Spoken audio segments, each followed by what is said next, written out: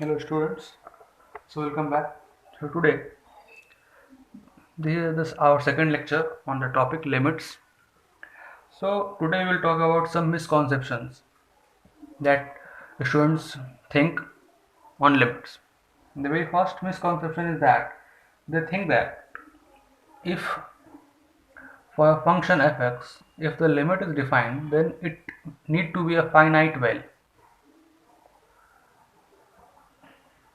It is totally false. There can be a function that can attain the values plus minus infinity, means either of any, either plus infinity or either minus infinity at any value. For example, let fx limit x tending to a, its value can be infinity. It just means that the function fx has a tendency to attain a value infinity at that very particular value a. मतलब कि ऐसा हो सकता है कि उस particular value पे जिस पे हम लिमिट निकालना चाह रहे हैं उस पर एफ एक्स इन्फिनिटी को टेंड करना चाह रहा हो. For example like function like this,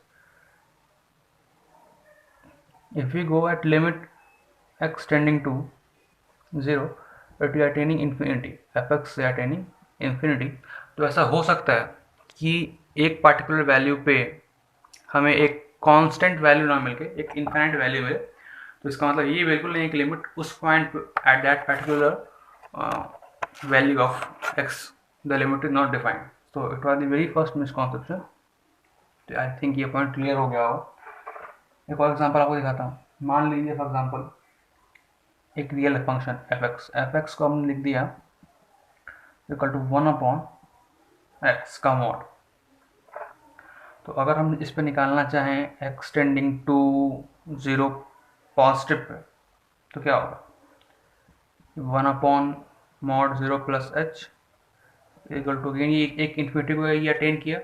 और अगर हम चाहें एक्स टेंडिंग टू 0 माइनस पे तो बाहर अगेन क्या निकल के आएगा?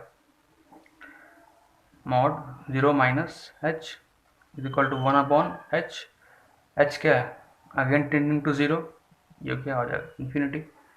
मीन्स ऐसा बिल्कुल नहीं कि हमें एक फाइनाइट वैल्यूज ही मिले. जो अपना जो दूसरा पॉइंट है वो ये कि ऐसा बिल्कुल नहीं है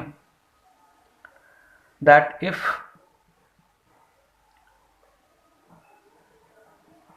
लिमिट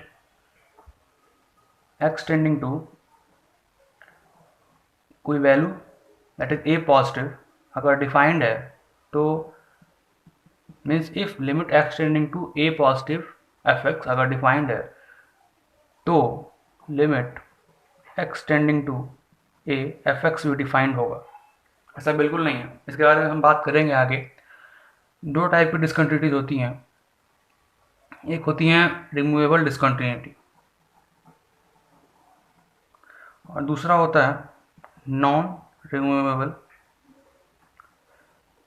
डिसकंटिन्यूटी, जिसके बारे में हम आगे बात करेंगे. तो बेसिकली ऐसा हो सकता है कि एक means limit x tending to A positive पे भी वैल्यू कुछ हो, limit x tending to A minus पे वैल्यूज कुछ हो और दोनों बराबर ही ना हो. ठीक है. तो जिसके बारे में हमने अपने फर्स्ट लेक्चर के एंड में बात किया है. Okay, so these were the most common two misconceptions that students think in limits.